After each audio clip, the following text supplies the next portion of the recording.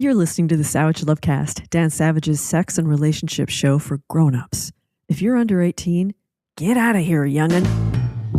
If you're stuck in a relationship quandary, or if you're looking for sexual harmony, well, there's nothing you can't ask on the Savage Lovecast. Anyone else remember Ross Rebagliati? Rebagliati won the gold medal at the 1998 Winter Olympics in Japan in the men's giant snowboard slalom. 1998 was the first Olympic Games to include snowboarding, a sport the International Olympic Committee added to the Games to attract a younger demo.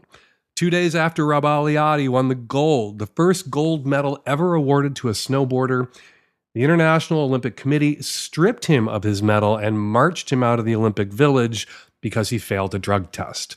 The IOC did not find a performance-enhancing drug in Ross's system. What they found was arguably a performance-dehancing drug, cannabis. So, this 26-year-old snowboarder in 1998, like most people his age at the time, he liked to smoke a little pot. It was huge news, international news. I covered it at the time, and by covered it, I mean I got high and wrote a few blog posts about it, pointing out how absurd it was for the Olympic Committee to ding someone for using a drug that literally slows you down and might actually hand your competitors an advantage. But more importantly, that by stripping Rebagliati of his medal, the IOC risked alienating the very demo the IOC hoped to attract to the Olympics by adding snowboarding to the Games in the first place. Young people. Rebagliati's story has a happy ending, sort of. Rebagliati appealed the decision. 2 days later, he got his gold medal back, but he was thrown out of Japan, interrogated by the police, barred from the closing ceremonies in 1998. And then, after the terror attacks of September 11, 2001, Rebagliati was put on a no-fly list and barred from entering the United States, which ended his professional snowboarding career. For the record, there were no snowboarders or potheads among the hijackers on 9/11. But happy ending still, Rebagliati, who works in the cannabis industry now, he will always be an Olympian and a gold medalist. They didn't take that away from him. So I was thinking about Rebagliati, an athlete who was penalized for doing something lots of people his age were doing in 1998. I was thinking about Rebagliati this weekend while reading about Kurt Adams Rosenthal's, an athlete who is on track to go to the Olympics in 2028, who is being penalized for doing something lots of people his age are doing in 2025, posting thirsty pics to the internet. A British canoeist has been banned from competing and says he is being forced to choose between his Olympic dream and his OnlyFans account, reported the BBC last week. Paddle UK, which is the name of the governing body of this sport, Paddle UK removed Rosenthal's from their world-class program, a UK sports lottery-funded initiative to put athletes on the course for the Olympics, pending an investigation. The world-class program that Rosenthal's was removed from, it provides athletes with a stipend, money to live on, in theory, while they train. But it's not enough money to live on, £16,000 a year, which is why Rosenthal's started an OnlyFans account, which earned him more than £100,000 in 4 months. Back to the hilariously named Paddle UK, which sounds like a fetish club for spanking enthusiasts. There's literally a club in New York City called Paddles. Anyway, in addition to stripping Rosenthal's of his stipend, Paddles UK banned him from competing and barred him from even contacting staff, trainers, and other athletes. They have exiled him. I do not know what it is they're afraid of. OnlyFans accounts are a lot of things, but they are not contagious. As injustices go, I recognize that this is not the biggest one in the world right now. If we didn't live in such deranged times, this would be a bigger story. It would be international news, like Ross Rebagliati was international news in 1998. With the National Guard being deployed to LA and mothers being grabbed off the streets by ICE goons and the Trump administration ignoring court orders and everything else going on all around the world, Paddle UK crushing the dreams of one hot white boy hardly seems to matter. which is why it didn't really make the news here outside of the gay news sites, which seized the opportunity to share Rosenthal's shirtless pics, which are what got me to click on the story. But I think Rosenthal's story is important. It touches on sex, which is my portfolio, and also speaks to kids today and the things they're into that seem normal to them that the adults in the room or the adults at Paddle UK and the IOC may not understand, just like they didn't understand how recreational pot use was normal to the kids watching the Olympics in 1998. I particularly wanted to highlight something I thought was interesting about an interview Rosenthal's did on Sky News in Britain. Sky News is a conservative news network, which shows how attitudes toward the kind of sex work Rosenthal's was doing, low-key sex work light on OnlyFans, how attitudes are shifting rapidly now about that kind of adult content creation in the same way attitudes toward pot use were shifting rapidly in 1998. Play the clip. How does it feel making that kind of content? Is that what you wanted to do ultimately, or do you feel you have to do it? No, I don't think anybody on the platform, I'm sure there's a small exception who are truly passionate about that type of content. I was not passionate about it. And is it my mom's dream? Absolutely not. You know, she raised good kids with, you know, good morals. And what does she think about it? What does she, because you take your clothes off and plenty more. So what does she think about it? Being very honest, she was crying the first week nonstop. She worked so hard, sacrificed her life to get us into sport, you know, to prove that people from underprivileged backgrounds can reach something and achieve something good in life. And then when I did that, it's like, well, that's not what's going on here. It wasn't ideal, but as my mom is somebody who's done whatever it takes all these years, things I'm not going to say on television. She did eventually come around and understood why I did what I did. I want to credit the reporter, Matt Barbette of Sky News, again, a conservative news network, for asking the right question. Not how could you do this or whether a person should be allowed to do this, but are you doing this for the right reasons? Are you doing this kind of low-key sex work light because you want to do it? And Rosenthal's, as it turns out, has complicated, ambiguous feelings about it. He tried to hold down part-time jobs while training, couldn't make it work, so he turned to OnlyFans to keep a roof over his head and a canoe under his butt and his Olympic dream alive. And he admits to feeling weird about it at first and not happy about the pain it caused his mother, but he's come to enjoy the work now. As I've said a million times before, if we don't want people doing sex work for the wrong reasons, if we don't want people doing sex work because they feel they have no other choice, if we don't want people doing sex work under economic duress, we need to fight for universal basic income, living wages, healthcare coverage for all. If Paddle UK specifically doesn't want its rowers starting OnlyFans accounts, which other athletes have done after going to the Olympics, it needs to pay them more so they don't need to start OnlyFans accounts, unless, of course, they want to, in which case they should still be allowed to. But we can't as a society, or we shouldn't as a society, tolerate economic conditions that force some people to turn to sex work, low-key and light, or hardcore and heavy, and then instead of doing something about these economic conditions that force people to do sex work they didn't choose to do freely, blame and shame people who did what they had to do to survive. I hope Rosenthal's gets his happy ending too, and not the kind he might share with his followers on OnlyFans. I hope Paddle UK backs down and lets Rosenthal's compete, and if he earns it, go to the Olympics. Ross Rabaliati helped change the public perception of pot users in 1998. Someone could use pot and be an Olympic champion. Using pot didn't make you a loser.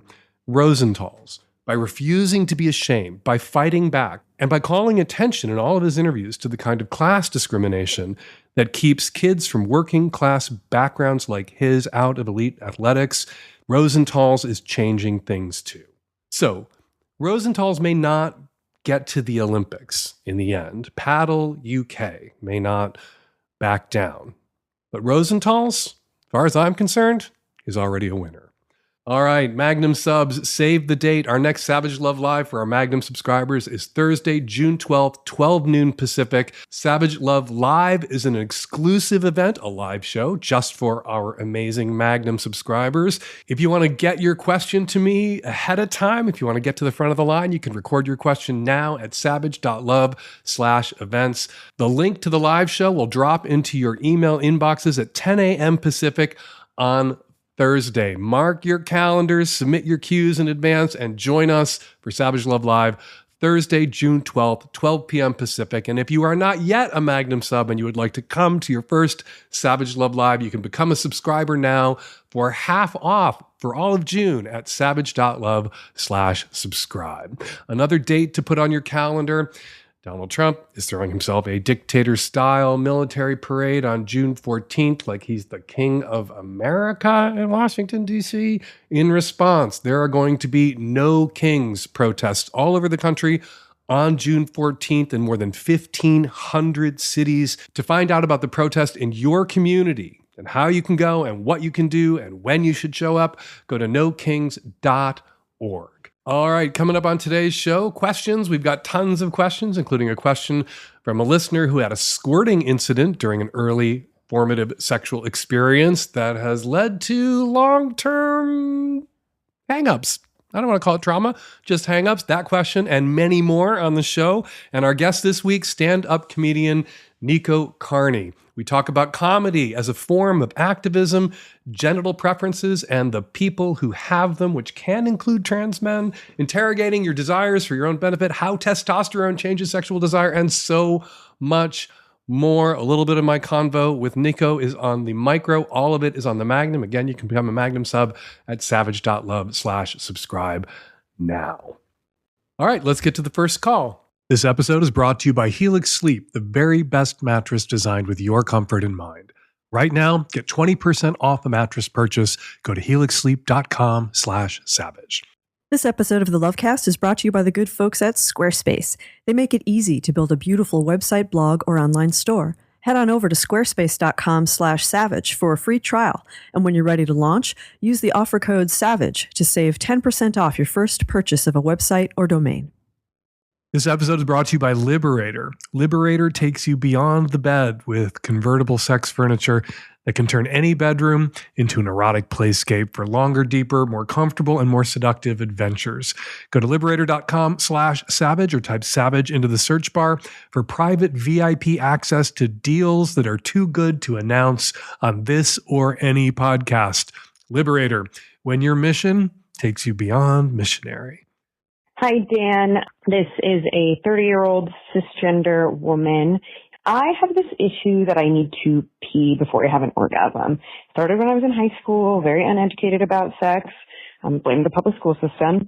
And my boyfriend was going down on me, and what was probably squirted, but what I assumed was peed all over his face. He loved it at the time, but I was super embarrassed.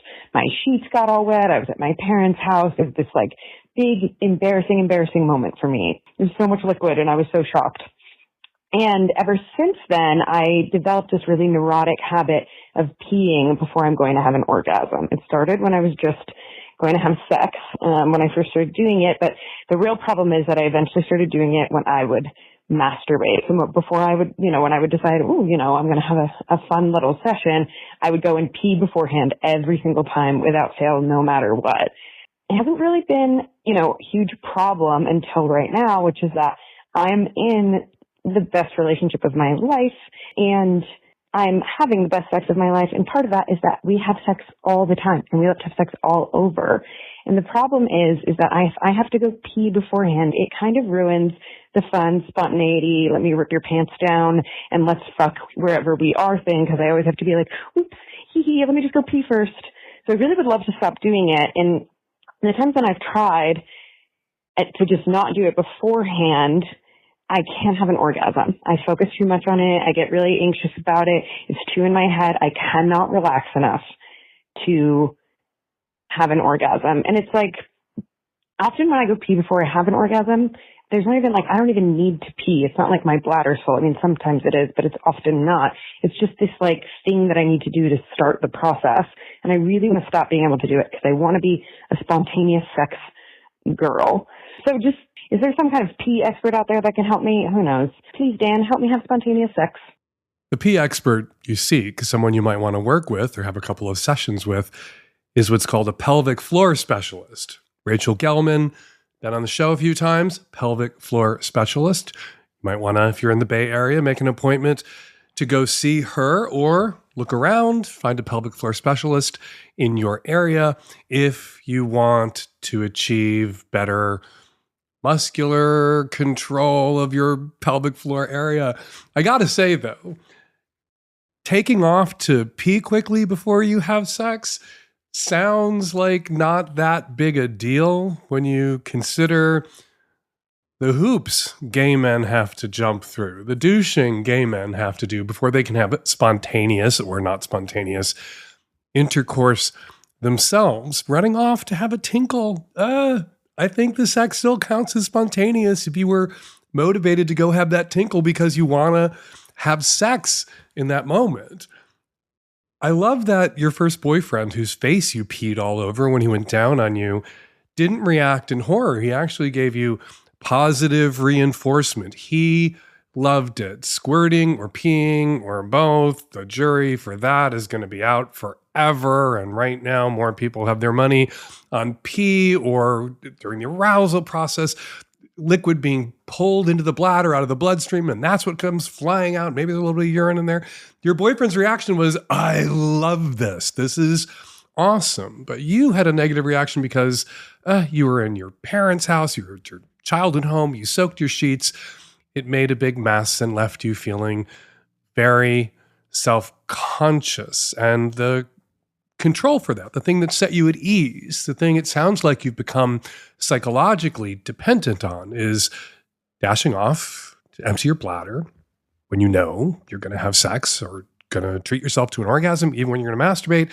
And if that's what it takes to get you to relax, that's not so bad. Most people enjoy sex more fully when their bladders aren't fully, when their bladders are empty. It's uncomfortable to have penetrative sex with a full bladder. So, although your motivations for why you go around and have a tinkle are tied to what could have been a more traumatic early sexual experience, and I say that in reference to your wonderful, at that time, boyfriend who reacted positively. Oh my God, imagine the zap it would have put on your head if he had freaked the fuck out at you about it.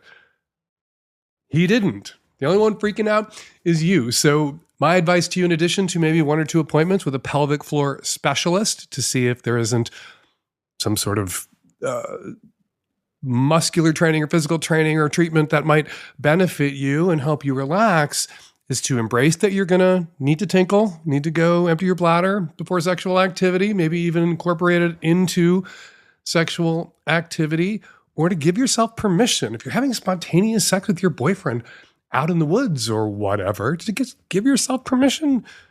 If you pee, you pee. If it happens, it happens.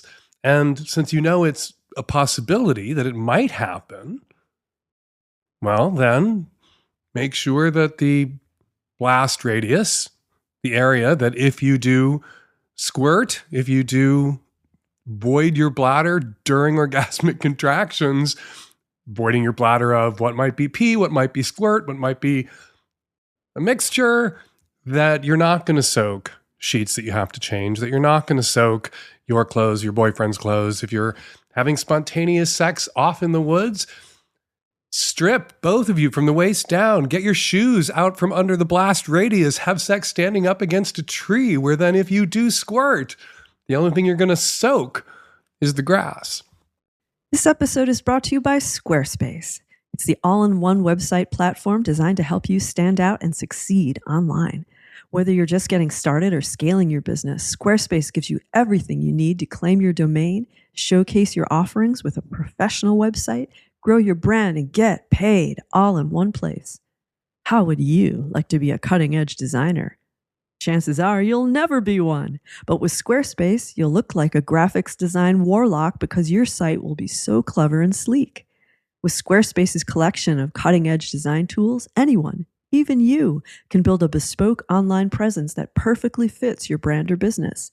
Squarespace also offers a complete library of professionally designed and award-winning website templates with options for every use and category. No matter where you start, your website is flexible to what you need, with intuitive drag-and-drop editing, beautiful styling options, unrivaled visual design effects, and on-brand AI content, and more ways to list what you offer. No experience required. And that's just how your site will look. They also offer so many back-end features that make running your business work the way you want it to. Fundraising, e-commerce, appointment setting, email campaigns. The list of helpful products goes on and on. Squarespace is like a savvy business partner who will help you get in the game. Head on over to squarespace.com/savage for a free trial. And when you're ready to launch, use offer code SAVAGE to save 10% off your first purchase of a website or domain. That's squarespace.com/savage and use the offer code SAVAGE. Hey, Dan. I'm a 51-year-old cis gay man living in mid-Atlantic City. I've been with my partner for 15 years. Much of that, to be honest, has been pretty tumultuous. There's been a lot of infidelity on his part. He had an affair. We decided to stay together and open the relationship. A few years later, I broke up with him, started seeing someone else. We got back together. He had an emotional affair. And now he has unilaterally opened the relationship to include going out with people that he's having sex with. He made plans without talking to me about it to go to some kind of flower market. And this upset me because I felt like I deserved the opportunity to say whether or not I was comfortable with that. It felt like a betrayal, inconsiderate. He thinks that I'm just trying to control who he's friends with, and that I'm making a problem where there isn't one, and that I just can't be happy in the relationship. Am I the drama? Are you the drama? You're part of this drama. You keep showing up for the play, for this drama that is your relationship with this man. And so, yeah, don't want to say you're responsible for the drama, but the drama stops once you leave finally and for good. If somebody went to his partner and unilaterally imposed the terms of an open relationship, not just open, but open to dating other people.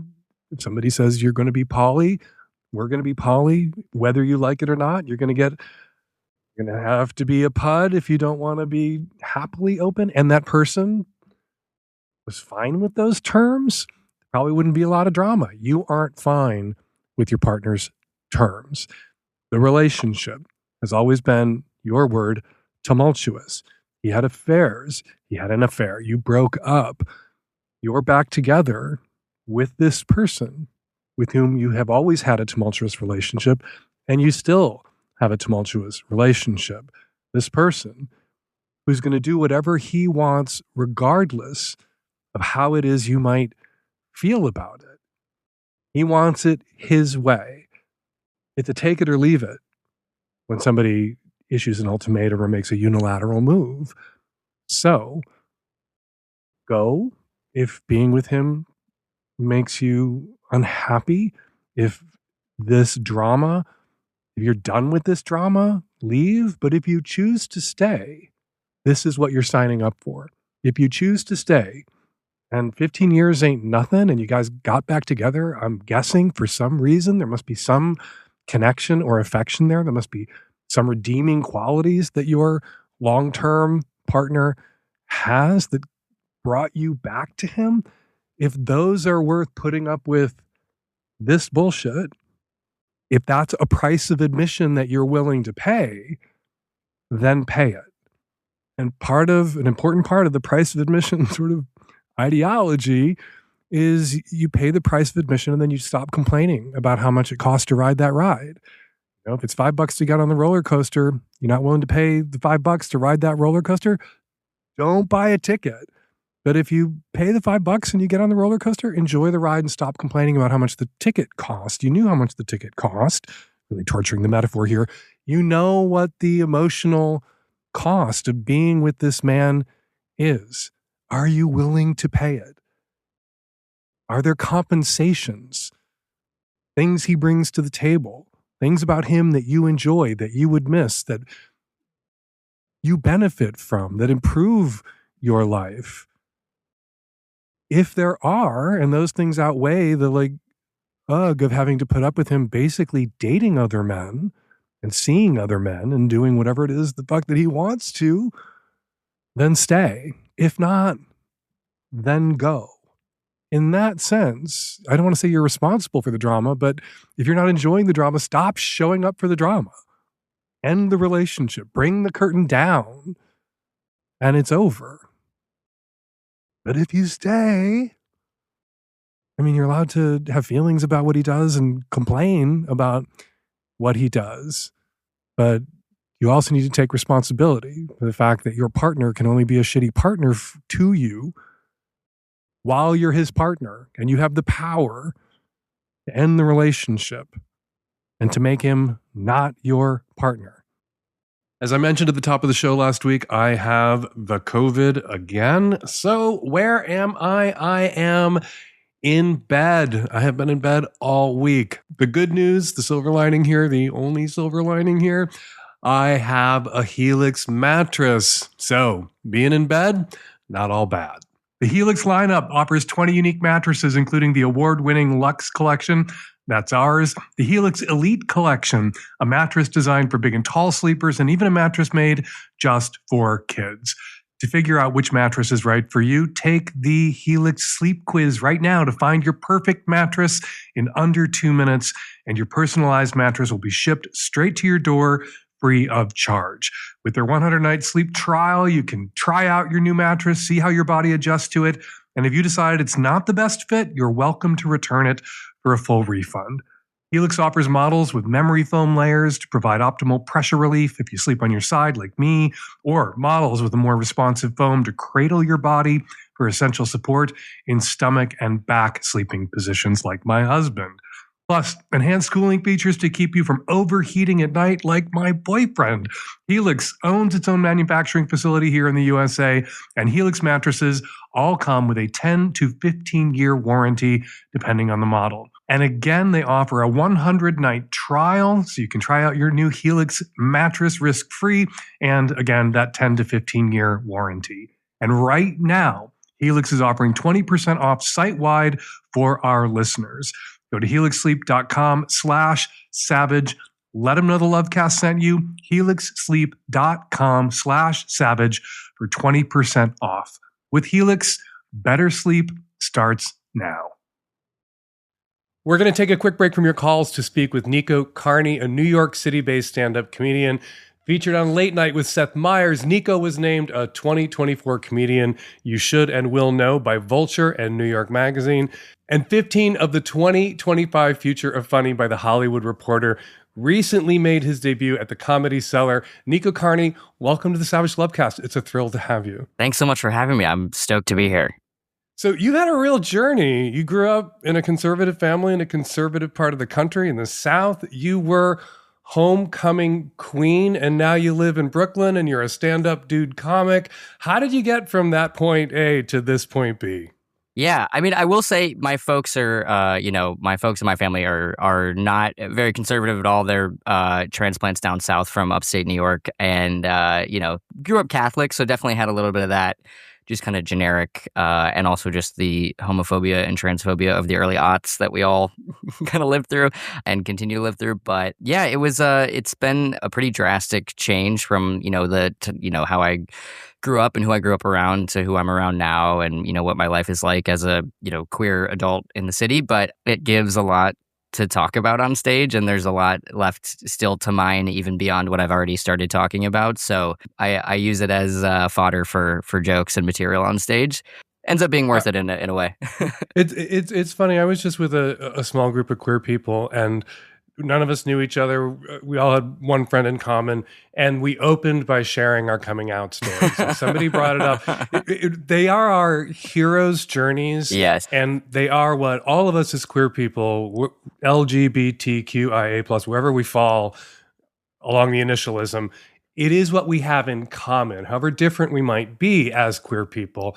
That being perceived to be someone that you know you're not, and finally having to work up the courage to tell the truth, that's what we all have in common as queer people. And you share that story in your comedy in a way that is so funny, so relatable, and I think really important right now, especially for trans people to be on national television sharing those deeply humanizing coming out stories, because trans people are, as I'm sure I don't need to tell you, under attack. Yeah, thank you. Yeah, it's something I think a lot about. And I actually was just writing a piece on this for my Substack about, talking about being trans on stage right now and just like the dissonance you can feel with like the state of the world. And then also the live reaction you're getting to people loving to laugh about this stuff and laugh with me. And just like the relatability that you can feel in the room, that people are realizing there's more alike with us than different. And, that I'm really just talking about a lot of the sort of human things about people, about, fucking up the way you talk about something because you're anxious, or messing up how you're coming across because, you're just being a human being who's going to make mistakes along this journey, and just trying to be honest and find yourself in this world. And so I think that those things do translate to a lot of different types of people, a lot of different types of audiences. And I feel very grateful to get to have the ability to share that with people, and that it's something that people enjoy. So it's been cool. I gotta say, one of the things I responded to when I found you online, when Instagram served you up to me, and then I did a deep dive and started following you and looking at your clips on YouTube and reading your stuff, was I saw some of me in you. Like, one of the things we've got, the discourse has been about since the 2024 loss, is that there's too much scolding online, too much people getting their knuckles rapped for getting something wrong, and not enough leading with humor. And humor brings people in. If you make somebody laugh, you can open their mind. And when I started writing Savage Love 35 years ago, so before you were born, when I started writing Savage Love, there was a kind of strain of gay activism that was about scolding and about the questions you're not allowed to ask and how dare you and being indignant. And then there were people like me who were like, make the straight people laugh, and then you can make them think. And if you make them laugh, like, you're going to open up some cognitive dissonance in the minds of straight people who thought they didn't like gay people because of whatever it was that they believed or taught, that they were raised, the faith way they were raised in. But the minute you make somebody laugh, there's space for you and your people in their heart. And that's what I feel like I did 35 years ago when I started making straight people laugh with my dick jokes and Savage Love. And it's what I see you doing right now for trans people. And I think it's really important. And there are obviously times when people need to be scolded, need to have their knuckles rapped. I've rapped knuckles, I've scolded, but it's just as important to make people laugh. It humanizes the person who is making someone laugh when you make someone laugh. Yeah, thank you for saying that. I think that's something I try to lead with in all my work. Obviously, as a stand-up, it's my job to make the audience laugh. And it is a tightrope walk to, introduce this subject matter and watch everybody get nervous that they're about to get, their knuckles wrapped in trouble, right? Like, oh, he's about to make fun of us for messing up. And it's like, I find those jokes are at this point a little bit, I don't know, it's just like well-trod territory at this point. A lot of people, that's kind of, where they expect you to go. And so that I just have no interest in doing that because I don't want the audience to, shut down and feel like, oh, we're being laughed at or we're the butt of the joke. I'd rather get at them in an interesting way that kind of wraps around to that point if it's going to get there. I don't want to just go straight there because it feels too obvious. And also that, like you're saying, I think it's so much more powerful to lead with like a relatable type of humor that they've seen before, but just like coming from a different perspective. It's just observational personal material, but it's coming at them from a perspective they haven't heard before, which I think often lets people, they want to lean in because they're like, oh, this is something we hear a lot about, but we've never actually heard it from a trans person, let alone a trans man, because we're just not as, publicized. So it's just like it's always an interesting thing to watch these straight people go from being like, uh-oh, to, wait, what's he talking about? To, oh my God, this is hilarious. Like, I didn't even realize I would know a lot more about this or have a lot more insight to this than I thought I would, just because he's a person and I'm a person. It's a form of activism. It really is. It's a kind of subtle, sneaky form of activism. I was an AIDS activist. I went to the die-ins. I carried the signs. I went to all the protests. That was important. That still is important. I think Pride this year is going to be a protest and very important. But making people laugh is also a kind of activism that people devalue because it's a pleasure. And there's sometimes this attitude in activist circles that activism has to be a grind or it's not activism. Making people laugh can bring people around just as effectively, sometimes more effectively, than waving a placard in their face or screaming at them. What I really like about your comedy, you go right at it. You have a joke about having identified as a lesbian before your transition, and that now one of the things that demonstrates that you are a straight guy is that you're still into lesbians and that you kind of hope lesbians will make an exception for you and date you. And I want to listen to that clip if that's okay with you. Yeah, let's do it. My dating relationships changed quite a bit. I've noticed that a lot of trans people, when you transition, your dating life changes a lot. Like for me, I used to identify as a lesbian, so I mostly dated other lesbians. But then when I came out as trans, I was like, oh, I wonder if they don't want to date me anymore because I'm a man. And I know that I'm a man because my attitude towards lesbians is the same as every straight guy I've ever met. Because I'm like, yeah, they probably still want to date me though, right?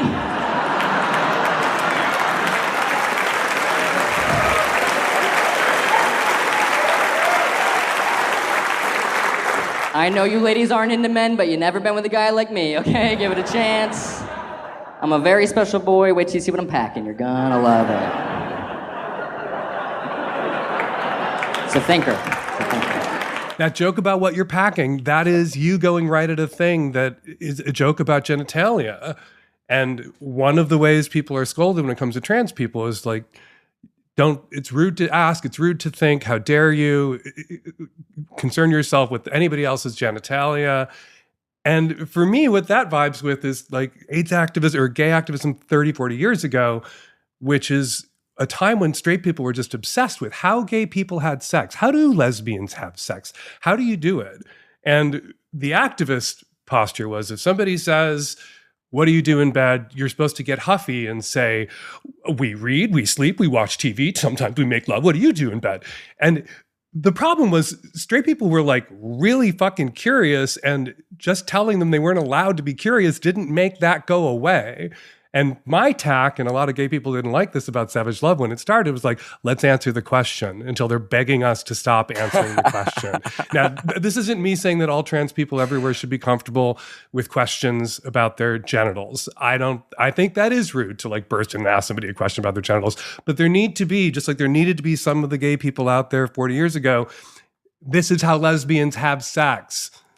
Okay, you can stop obsessing about it now. There need to be some trans people out there who are like, addressing it, talking about it in a way that like telegraphs comfort with their own bodies, their own differences. And even what I think is so funny about that particular joke is the advantage sometimes of having what others who are male might not have. Right. And what the doors that might open for you. Yeah, I think it's something I think a lot about when I'm doing material about that, starts to get into that territory, because I have to be conscious of, of course, my own comfortability, my safety, all those other good things. But like also, to your point, like you need to hang a lantern on it at some point, because I am aware that the audience will at some point be curious about that. So another way I get into it is like I talk about going to the gynecologist. I have a bit about that. So like that's a more, kind of roundabout way into getting into like what is going on under the hood for me. Oh my God.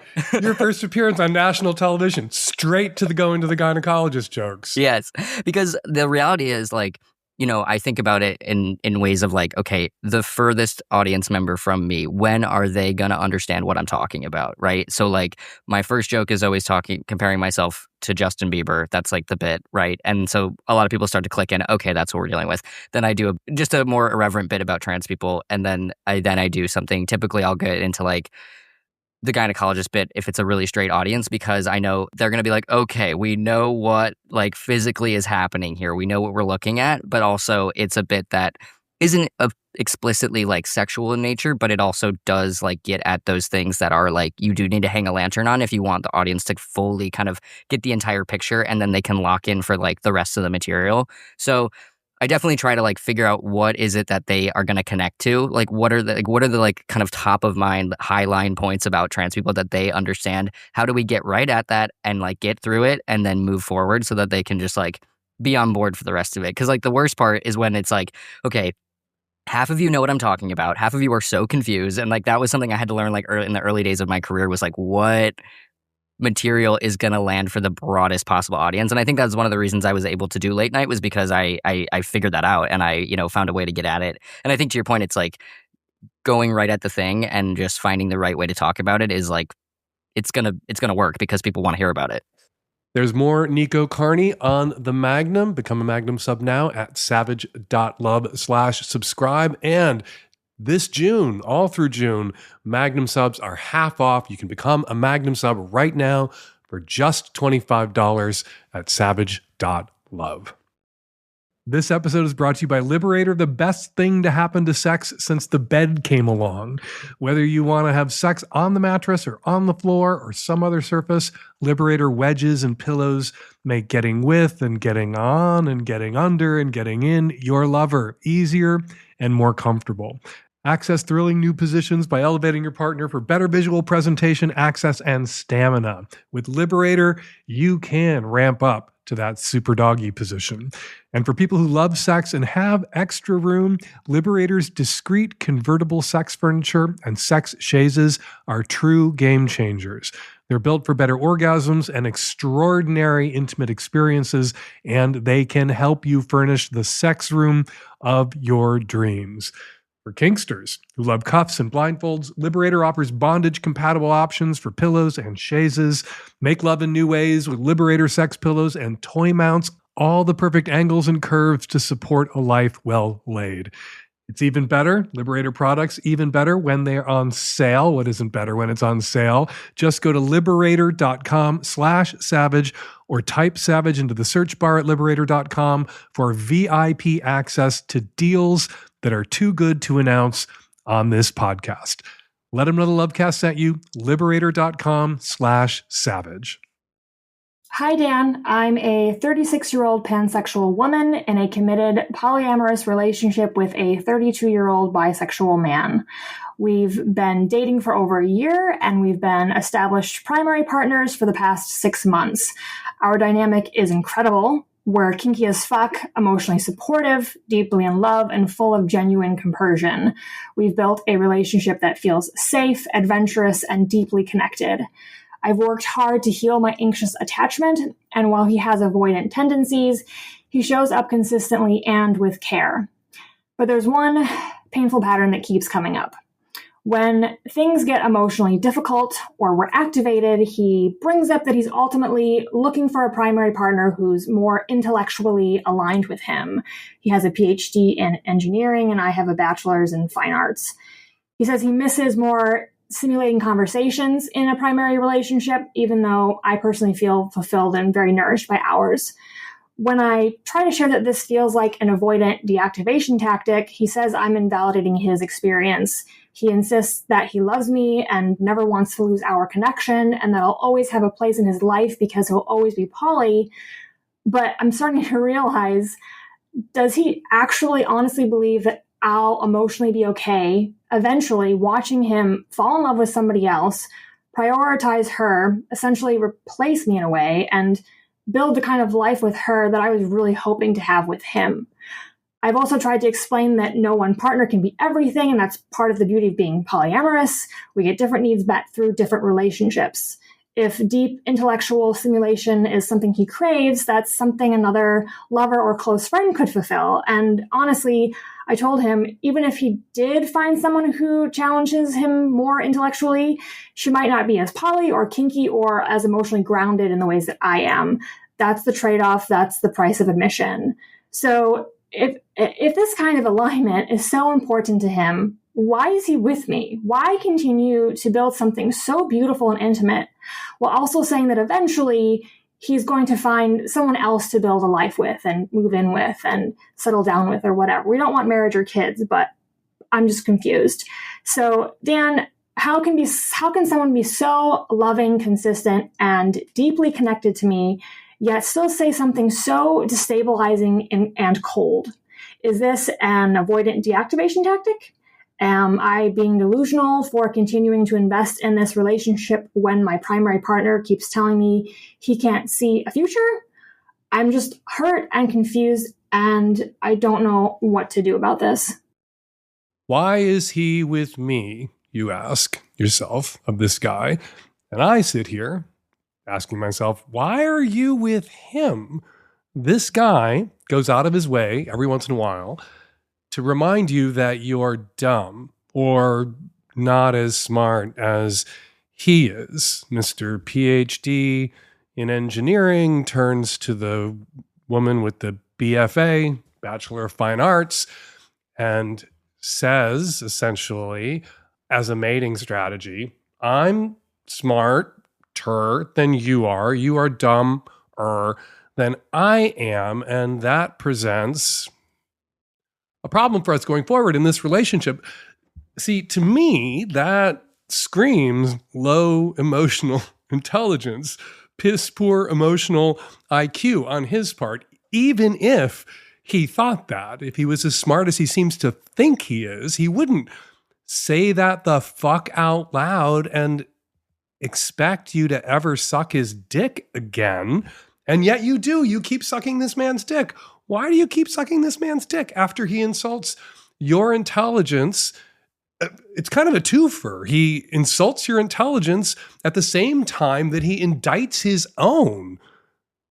Yeah, look, you're right. You are right. You guys are good together. You enjoy each other. You're a good match sexually. You're a good match emotionally. There must be lots of things that you two enjoy talking about.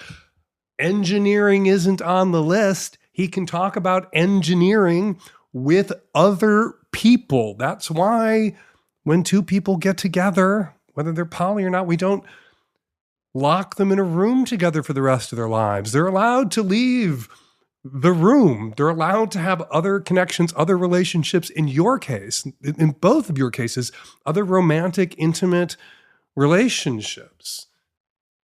And so, if there's somebody he wants to talk about engineering with that he's fucking, he can go find somebody else to talk about engineering with that he's fucking.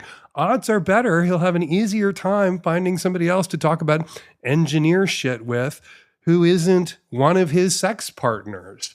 If he's a heterosexual, I'm not saying there aren't female engineers out there and there aren't women out there with PhDs in the hard sciences. There are, but there are fewer of them than there are men with those sorts of degrees. And so why not get this kind of companionship and intellectual stimulation from a dude or two and then come home and fuck the shit out of you, his smart, funny, compassionate, wiser than him in a lot of ways, girlfriends. Look, you're completely in the right, and that he can't see it. Either means he's a lot dumber than he seems to think he is and dumber than you are, or this is bullshit. He doesn't see you as a long-term potential nesting or primary partner for reasons.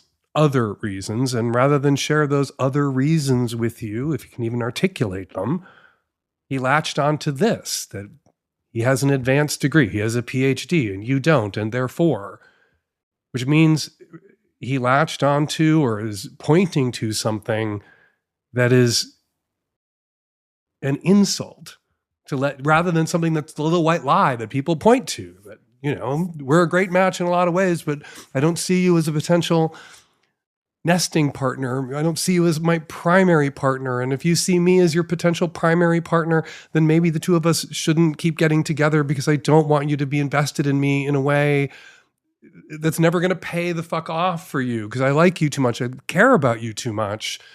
And if we don't want the same things, allowing this to go, blah, blah, blah. Lots of things he could have said besides you too stupid. to be my girlfriend, to be my wife, to be my primary partner. Yeah. Maybe he's on the spectrum. I'm sure PhD in engineering, a few people are going to call up and say he could be on the spectrum, doesn't realize exactly what it is he's saying. Maybe he doesn't even realize exactly what it is he wants. And he will in time, if you keep throwing your pussy at him, realize that it's you he wants. And he may come to see, if he's half as smart as he seems to think he should be or is, or the PhD proves that he is, that you're right, that being with you, enjoying everything that you bring to the table, emotionally, intellectually, kink-wise, wanting the same things out of life, wanting the same kinds of relationships, openness, polyamory, that he can have all of that with you and go hang out with a couple of engineers at a bar every once in a while and talk about bridges or whatever. He could have it all. Maybe he'll come to that in time if you let him. But I'm not sure if I were in your shoes, I'd give him too many more opportunities to insult my intelligence before I asked him to engineer his exit. All right, listener feedback. First up, a few comments listeners left in the comment thread about last week's show. Says Ginger Snap, to the individual with the partner dealing with depression and anxiety, I am a person who lives with depression too. And this may sound harsh, but it is not your responsibility to keep your partner's anxiety or depression flare-ups at bay. I agree with Dan that non-monogamy may not work for your partner. It is possible, though, to have a healthy and stable life with depression, but you, caller, you cannot be the fix for your partner. Says TL about the same call as someone with anxiety and depression who is starting out on the ENM poly journey. I highly recommend the book, The Anxious Person's Guide to Non-Monogamy by Lola Phoenix. They offer gentle coaching and practical thought challenges to help people navigate the process. Also, wanted to ask, is this caller's partner in therapy? If not, they need to be. It is not fair to expect your partner to be your whole mental health support system. Gonna second TL there. It is indeed not fair. Says age gap experience for the woman that wants to live out her older man fantasy while she's still in her 20s. I was 28 with the same fantasy when I found a hot 52-year-old pilot that took me on a wild ride. I highly recommend asking your current boyfriend for this exception. I completely understand where you are coming from. At 33, I no longer feel young enough to desire this fantasy. Love that I had the experience, but the hotness of the fantasy, now that age gap experience has reaped the ripe old age of 33, the hotness of the fantasy is gone. Finally, wanted to highlight the tons of comments in the comment thread on last week's show about homeschooling and unschooling. Wanted to acknowledge all of your comments. Our guest last week, comedian Jeremy Alder, who was homeschooled growing up, is opposed to homeschooling, as am I. I am adamantly opposed to homeschooling. If you want to read the other side of the story, if you want to hear different perspectives, check out the comment on last week's show. And, of course, a big thank you to everybody who disagreed with me and disagreed with Jeremy, who discussed it so insightfully and thoughtfully and politely in the comment threads. I read your comments, I hear you, but I still disagree with you. And now, some of the voicemails Savage Love listeners left on our answering machine this week about last week's show. This is in response to the woman raised in evangelical Christianity asking about her current FWB. I appreciated having Jeremy Alder on for a perspective on the topic, but I think a crucial voice would have been from a female. While fundamentalist Christianity certainly affects men, it's nowhere close to the purity pressure asserted on women. We're constantly told that our worth only lies in what we offer men, our pleasure is irrelevant, and that so much as an impure thought can taint our value. We're told that we're like chewed up pieces of gum or tape that loses its stick if we even kiss or hug inappropriately. These pressures, they don't apply to men in the same way. If they give in to sin, they're just giving in to their natural desires. But if women do it, we're tainted goods. We have to dress, move, speak, worship, think appropriately in service of our effect on men. Now, if this is the type of fundamentalism she was raised in, it can take years sometimes even decades to deconstruct from this. I'm 40 next year. I've been removed from Christianity for over 15 years, and I'm still discovering new thought processes that I have to deconstruct from. I urge the listener not to dive into anything too quickly. Take the time to discover herself outside of romantic relationships, explore her sexuality without restraints, and please, please, please don't deprive yourself of the freedom of a relationship with yourself and your needs. Hey, Dan, I just listened to the recent episode about the woman who was, having her little meltdowns during her three-ways with her husband. And this is exactly why people hate unicorn hunters. If these people aren't ready to have a threesome, then they need to stop, ensnaring other people in their drama. Hello, I'm calling about the sub who is supposed to peg her dom. What if he tied you? Like, what if you were tied in a place, in a position where literally all you could do is thrust, even gag you? Because if you couldn't talk and you couldn't use your hands and all you could do is what he was telling you to do and how to do it, maybe you'd be less likely to slip into dom space. And we're going to leave it there. Got a question for me? Go to savage.love/askdan to record and upload your question directly onto our website, or make a voice memo on your very own phone and email us your question or your comment to q@savage.love, or call us on our landline 206-302-2064 and leave us a message on our answering machine. New merch. The tech-savvy at-risk youth asked me last month what I wanted to see on a Pride t-shirt in 2025, and I said, fuck this shit. Fuck defunding HIV research. Fuck banning trans people from the military. Fuck pretending Pride Month doesn't exist. Fuck disappearing Venezuelan makeup artists into El Salvadorian gulags. Fuck ICE. Join me in saying fuck this shit with your whole chest by getting a fuck this shit t-shirt now at savage.love/shop. I will be wearing mine at the No Kings protest in Seattle on June 14th. Hope to see my fellow Seattleites there. Magnum subs, Savage Love Live, June 12th, noon Pacific. Check your email for the link. Thursday morning, June 12th. Follow me at Blue Sky at Dan Savage. Follow me on Instagram and Threads at Dan Savage. Follow Nico Carney on Instagram and Threads at Nico Carney. And check out his newsletter on Substack, nicocarney.substack.com. The Savage Lovecast is produced every week by Nancy Hartunian, and me and Nancy and the tech-savvy at-risk youth. We will all be back at you next week with another installment of the Savage Lovecast.